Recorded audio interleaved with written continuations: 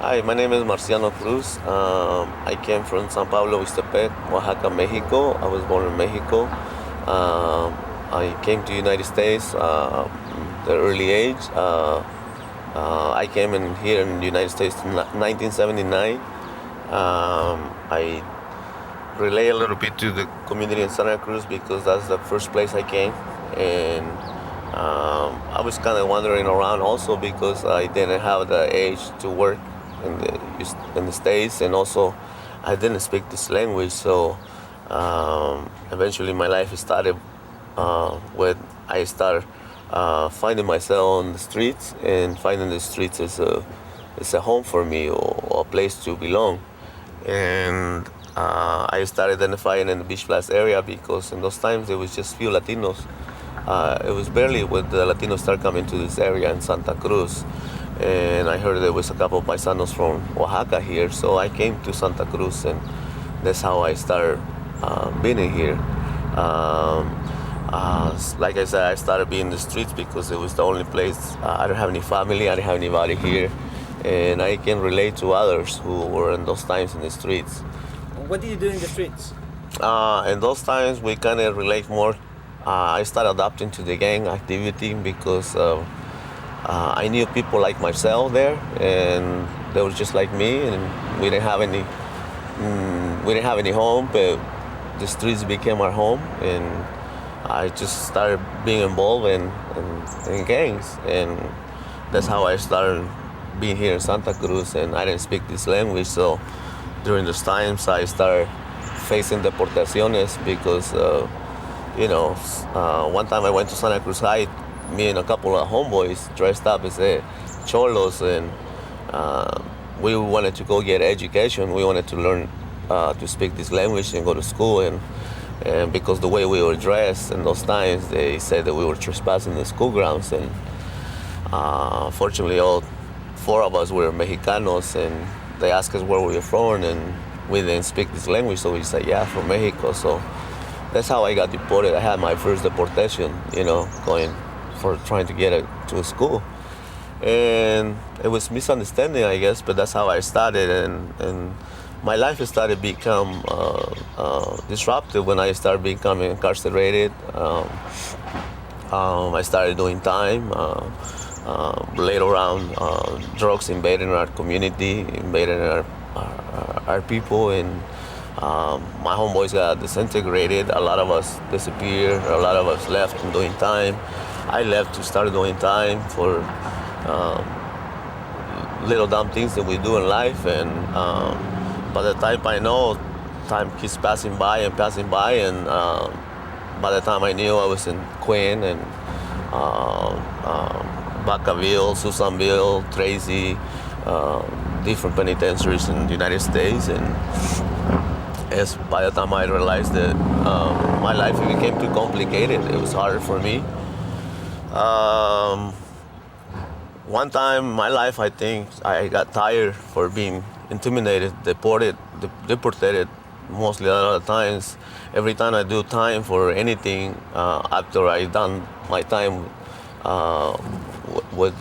in jails or whatever, they will deport me. And so for me, I feel humiliated. I feel exclusive from the country.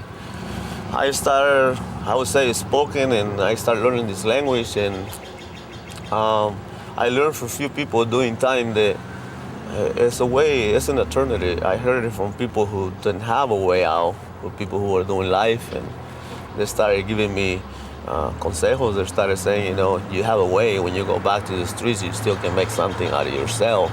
What do you mean doing time? We're in jail? Yeah, doing time. And I think when I kind of heard more good messages for me. Can you explain me what's doing time, please? Doing time is when you're incarcerated in state penitentiary.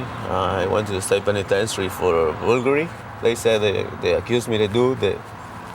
I basically didn't do it, but in those times, you take the rap and you take what you got and you go, and I got sentenced for 3 years the first time in state penitentiary, and that's when I started seeing life different than what I know. And I come from a very indigenous background. I come from a very indigenous region where we not we do not know incarceration. We do not know the system. We do not understand this language, so we understand the way that this country is.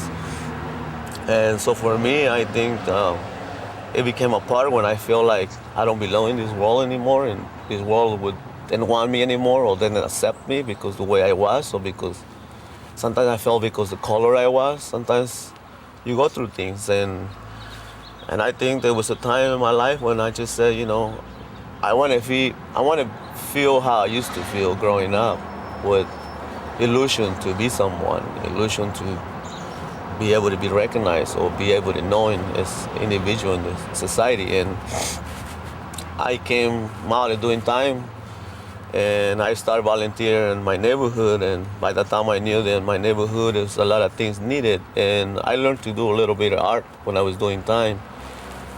And so art for me became a tool to help the kids and start helping the kids.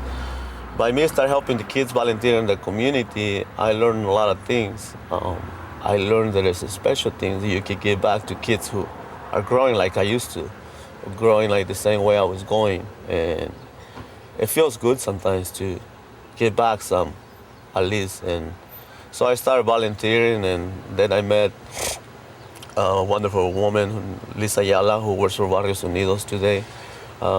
She was also working for Phoenix Youth Center in the Beach Blast area. And then I started working with Parks and Recreation. Parks and Recreation gave me an opportunity during those times. I was pleading for an opportunity in the community to be seen as an individual. I wanted to prove myself that I didn't have no bad intentions towards people. I didn't want to grow the way I was going. I didn't want to see the people the same way that I was going myself. So I started doing things for them, and I started getting involved with children and learning.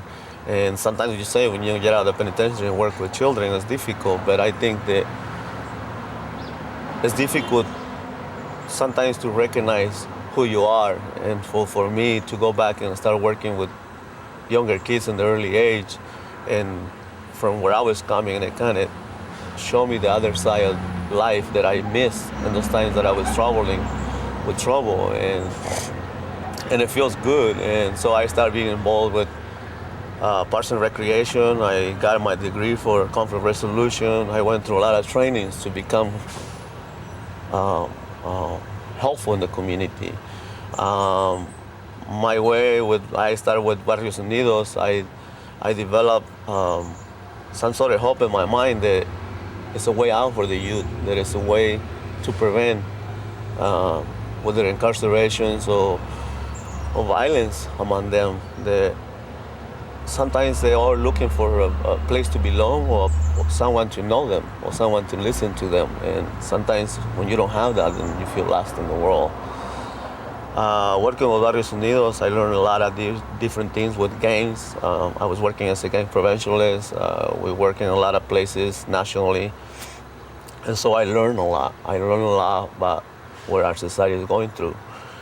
I came back later and I stayed locally. I met the Resource Center for Nonviolence. When I met the Resource Center for Nonviolence, I was going through the most hard times in my life. I would say that because I became political a little bit in terms of being involved in the community too much, I became target by immigration because they realized who is this guy spoken, who been in trouble before, and laws changed so much by now that because my background of incarceration, it began to hunt me, and immigration started targeting me to deport me, and they want to exclusify me out of the country. And that's when I met Scott Kennedy, I think, in the community, and I met George Chow, people who, George Chow is a descendant from as a Chinese, and their history of being here, and their history of suffering as slavery, and their tradition is intense, but it's wonderful people who extend their vision to recognize me when I needed it. Scott Kennedy came and helped me to at least to recognize my rights and to tell me that I can fight these things in the community, that I can ask the community for support, in terms of recognizing me as an individual, as an equal individual in our community and our whole society. And so by then I was a parent. I had my son. I didn't want to lose my son. My son became the most important thing in my life. And so I felt like I was wounded. And I felt like I didn't have no way out in that time. And when they came, they wanted, like I said, exclusify me out of the country, the community, the kids respond, teachers respond. I done immense work in terms of volunteer work in the community, developing mirrors in the community, developed the cleanups in our neighborhood to take out the graffiti in our community and put mirrors that is colorful ways for our young society to view themselves and also to view their culture. And that became a tool against graffiti that we use. Also, we developed community garden, which is the community garden that still exists in the Beach Flies. I was part in developing, and I really think that it's good for the community today. We were helping develop the community pantry that I feel that the community should have little food sometimes when there's hard times in our community. There's people who sometimes don't have food, and I think we live in a society where we can help. So that's how I became today a resource center part-time employee. And because I didn't have a job, I work as a landscaping part-time also to help my family. And today I work for the resource center. I created a community soccer league. The reason I create these programs is because things are changing in our community. There's no funding for our young youth. There's no funding for programs and no funding anymore for our young society. So they ask so much in terms of changing our society, but it's not much that we offer to society for them to change themselves. So I started using soccer because when I was in the gang also, somebody in the beach class got us into soccer a little bit. And I learned that it's a tool for our young society. A lot of my friends and a lot of young generations are great soccer players today, and they also represent their schools, they represent their college, and hopefully they're giving them the ability to represent them in the future and big universities. I wanted to succeed. I wanted to become teachers, doctors, lawyers, people who can help us, and understand that yes, you can make it in life and society. For me today, I learn each day. I think a little bit of everything. I get into a lot of things. Today I surf. I've been surfing for 8 years. I start teaching kids in the beach class to go surf because they used to swim in the river mouth. And the river every year it gets contaminated and they get chased out by the security from the boardwalk because they swim in the river. So I started taking kids out of the ocean, and the kids introduced me to the ocean, and it's something that I always been afraid to swim. But today the ocean is my only tool to feed energy for me to keep doing what I'm doing in society. But I also feel that through surfing, I'm opening a little window, a new little opportunity for new generations of young kids that we live here near the ocean, but we never use the ocean as a tool for satisfaction in our soul and to feed our soul with goodness. I think nature can help us change in a lot of different ways, whether it's athleticism, whether it's sports. I think that it's really important to use something that it keeps our youth involved and to see a different direction in our society. Today, in these days, I run a soccer league that I run it all year long, and I oversee over 700 individuals, young adults from 16 years and over. And we also have probably we say about 500 to 600 young kids that are also participating. Our programs for the 15 and unders and 12 and unders and 10 and unders are free. And the reason I do it for free is because I think it's important that the kids don't ask for money these days to participate in any sports or any recreation, because that's where are missing today in our youth. It's a lot of poverty, and it's a lot of, like I said, the programs cost too much, and I think that's why we offer these programs. But also the young adults, they are becoming a model for a young society, I think, in that case. I also have artists that we worked with before, and today they're become great artists in our community. And I just want to recognize that I think that the seeds that we plant for a long time, I see them grow and I see them bloom, and I change everything. I'm not gonna change everything, but I think it's few of them, and I would say a lot of them who are looking in the right way. And to me, that's progressive. I think that's something that I wanted to continue to give to the community, whether it's on swimming, whether it's on playing soccer, whether it's artistically, something that I learned that I want to provide or give to them that I think that is good for them, but it's also good for me. It feeds my soul and it feeds my system trying to stay in the right way in this community and to be served to our community the right way. And I think every day is a learning process, but I'm here to learn, and I'm learning through them, and I think that's the most important thing for me. Wonderful. Any message you wanted to give us through this? The message I want to give is that I think that sometimes for some of us it seems to be hard to be involved. I think for me sometimes, whether I share 20, 30 minutes in different ways in our community today, we meet with a lot of coaches and a lot of kids, and I meet a lot of wonderful people in our community through the surfing association. I'm learning to meet other people of color. I'm talking about white people that sometimes I used to grow up in a different society that we used to fear different colors, or we used to differences colors because the way we've been approached before in life, or with the way we've been oppressed. And I think I learned to recognize all colors are equal, and I think all colors are great. And once you meet people who have the great sincerity and great heart, it don't matter where you get that. I think as long as you feed your soul with that. And to me, I think I meet wonderful people in the community that I just want to say that if you're in college, whatever you are, you always serve to your community. And one person that you pay attention to in society, I think you're making a lot of difference. And I just want to say that today that's the main thing. Our society is changing so much that we've been seeing so much differences among ourselves now. Criticism and racism is up today, I feel. And the only cure is for us to recognize each other, for us to value each culture and to value each individual for where they're seen and for where they are, and not for the color they stand. How is the social problems from the Latino community here in Santa Cruz? It's becoming divided, I would say, especially with these new regulations that the government is trying to put. I think the marches that are going on right now, I support them, because those marches I started a long time ago against illegal oppression from immigration. And I think today I still live in the same way. My green card expired in 3 more days, and I think I speak the same way I speak 10, 12 years ago when I had none, because I still live with fear. And I think each individual who lives on the documentary is always on fear.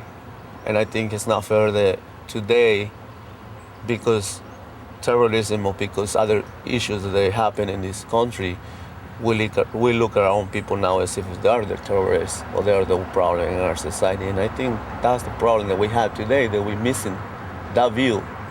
And I think in our society, we just have to be able to recognize all of us, and we recognize that we live in a society where we all one equal person. And I think that's the main thing that I wanted to keep learning about it, and I hopefully continually having the energy to give and progress in our community. How's going to be your situation when your residence expire? Right now, I reapply again for another permit because I should have been a citizen already. I got my green card through the immigration in San Francisco. I had to go in front of the judge because they want to exclusify me out of here. I'll say that when I went and the judge gave me the opportunity to be here and they gave me the 10-year green card, I felt relief. A lot of my hunting dreams that I dream a lot of times being in the border, being exclusified of the country, it became a relief a little bit. But today I would say that they come back again, and they're reminding me that who I am and never to forget who I am. And I think I have faith, because I think I had to have faith for what I've done and for what I've been doing. But still, it's a hard issue when you have children I have my children today, and I look back to them and I see How many children do you have? I have two children, and I would What say age? How old? one is 17 years old, and I was released from San Quentin 20 days before my son was born, and I say that today has been for me 17 years without getting any problems. I haven't had no problems in 17 years. I haven't shown any problems to society that I have. So I'll say that I've been doing good, and I'll say that my son came an opportunity for me to see life, and I don't want him to go through the same thing I went through in life, and I want people to recognize him as an individual, at least equal like everybody else. So, what's the? Can you tell a little bit more about the resource center? What's the mission? The resource center, the Who's mission. the leader? You know how old? The resource center, I believe the leadership has become with wisdom. I recognize those people, each of them. Today I want to say that I'm learning a lot about it too, each year, because they're working on the Middle East and they're working a lot of different issues, Chiapas. And there are people who just want to help, basically. When I met Scott Kennedy to me, he's a brain that looks back to people and recognize people, I would say, for where they are and where they struggle in life. And I think when I saw Scott Kennedy today, I think that I can never find a white man who, excuse me for a minute, who has the sincerity and who has the bond, our understanding our youth. George Howe, like I said, a few people that I mentioned in our community. The reason I mention these people not because of their way of being, is just because their view of seeing someone like me and recognize what I do, I think is the value that I carry in my life. I think that is the value that no one ever gave me in this society. When I was exclusified and not being able to, nobody was able to hear my plea. Like I would say, when I was getting deported, a lot of the times I shared tears inside, but in those times I was learning to be tough. And those times I didn't care. I didn't cry much because in those times I was in a polluted society when anger and power and mainly power is your only tool to get back to people, to get back to society. And I think when I met these people and they taught me, that they look back to me, they give me the tool that I lost when I came to this country.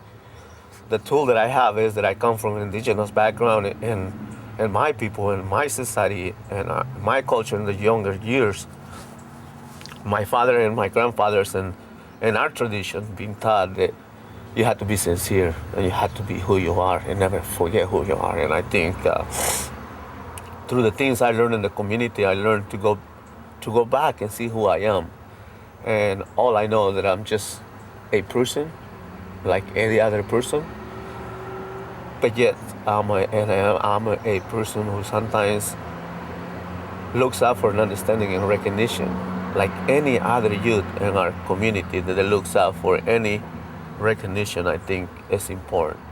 So I just want to say that the main thing before you judge anybody in our society, even the baddest people, you have to look their background and you have to look how they are in life or how they've been in life in order for you to judge anybody. And I think that's where we have to work more in society and our youth today, because for people to give me the opportunity to develop what I develop or do what I do, I think they're giving me the energy to stay alive and to recognize that, yes, we can make it. Yes, we can do it. Yes, we can make it different. It doesn't make it different from one day to another. I find out myself now. I look back all the years that I've been contributing to the community, and I look that I haven't done so much, but the little I give, I think that I see the progress today, and that's where it keeps me satisfied in life. that I want to keep doing more, and I hopefully keep having time to keep getting more through the Resource Center for What do you need to be more successful what you do in the resource center? Is there something that anyone can help you to do? Or? More successful, I think, in terms of, because myself, I don't look for funding. My biggest problem today to be succeed in my biggest and my programs, I think, to make it more successful is to find a structure. The structure that I don't want to follow sometimes is because a lot of the people, sometimes organizations go after the funding and they forget the groundwork. I want to do the groundwork in our community where the funding is not so important right now. But yet, the funding is important too for our programs, because like I said, when you offer programs for free, you invest. I invest in soccer fields, I invest in providing referees, providing all the things that we need, but sometimes it needs to be refunded. It needs to be substantial way. I've been able to sustain it for years because some of the little adults sometimes contribute $1 to the kids, and that helps. So sometimes maybe they donate a little dollar or something, $2, and that helps. But the main thing I think our society has to, or the foundation where sources are, I think they have to be able to look back people who are doing the work and give them little sources to continue on this groundwork, because I think that's the main important thing. And that's my paralyzation, that I don't write grants, I don't look for grants, but because my main thing is to do the work, But yes, I think I need help in terms of what you see here is providing a vision for others to see myself. I think in the future I'm looking for people who want to help me film my programs and maybe present them in local television where our own kids can see themselves playing for something fun and for something very progressive, and for them to recognize themselves. So, I always look for kind of support like that or little help like that to project for people to see where they do themselves, and I think that's very valuable. So in the case that somebody see this, was I want to give you a copy of this, how is the process that they can contact you? They can contact me through the Resource Center for Nonviolent. It's on 515 Broadway. And the phone is 423-1626. And, they can just ask for Marciano.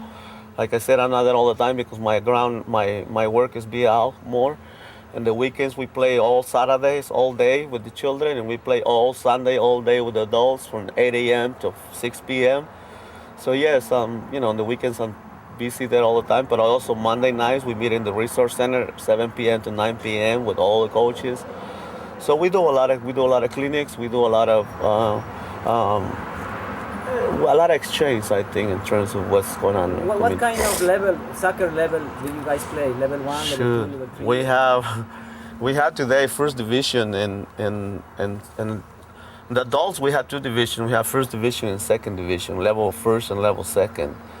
And I think level first is component but 14 teams right now. They're very competitive. They're very competitive young players.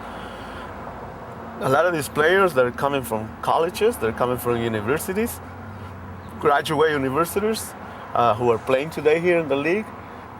We have a flavor of all players. We have Argentinian players, we have Brazilian players, we have American players, we have Mexican players, we have Salvadorian players, we have, you name it. It's a unique league because we all in the same league, and we also have another 12 teams that they're in second division. Every year 2 fight for to go up and 2 fight to go down, and that's the way we keep it competitive. We're teaching the children the same thing. We have 12 teams. We're going to have 14 teams this year for under 10 years old, where we also have little girls competing with little boys in those ages. And I think it's important because in our culture, in Latino culture, the young girls don't play soccer. Well, they don't used to play soccer, but we live here in a country where all people are equal, and I think we're teaching the kids their sports, and their sports are very good for them. And I think our young girls also, they're becoming great soccer players. I have a great little soccer players. We also coach, me and Rick, we coach 3 teams, one under 15, one under 12, and one under 10. And the reason we do that is to help. We coach. We had the beach flats and the Chivas beach flats, and the 15 and unders. We haven't found a name yet, but we're looking for it. But yeah, all kids from the lower area that we're trying to get into play soccer. And, That's wonderful. What the necessities to for the soccer leagues or keep these tournaments going? The necessary right now like I said, we're doing volunteer. A lot of the coaches do volunteer work. They're great developers, and I think like I said, there's not only me now. I had 24 coaches for young adults, and I have like 24 coaches for young kids. So I think that I'm not teaching them. I think they're teaching me that they can get involved and they can be part of it. And I'm learning from them, and then they learning through me. That what we're doing is something unique. And someday in life, I think we're going to have young kids running our own leagues, young kids being presidents of our leagues, and young kids running programs for our community. And that's my goal, to bring more kids involved and more kids to grow in our society and be leaders. I think that's important for them to do that. I think it's amazing your work. I didn't realize that you work, and I hope you can do this kind of job. How is the future? For me, the future is I want to save my children, and I want to save children in our community who are looking for a place today to be seen and to be here. I think the young voices, they need to be able to be listened, and the only way they're going to be able to listen is that for all of us educators or people who are up there educating, when they hear somebody asking for plead or asking for a little signal or help, I think it's good to pay attention, because it could be another person who's asking for a chance to give or to do something that is important in our community. So I think my future is to have more energy, to be alive and to continually doing this, and I hope my creator give me that energy and give. Anything else that you wanted to add? No, I just want to say whatever I can do to help, and if we have to clarify this and make it better, I'm here to help. And sorry it takes me a little time, but I'm here, and you can find me through the Resource Center for Nonviolence.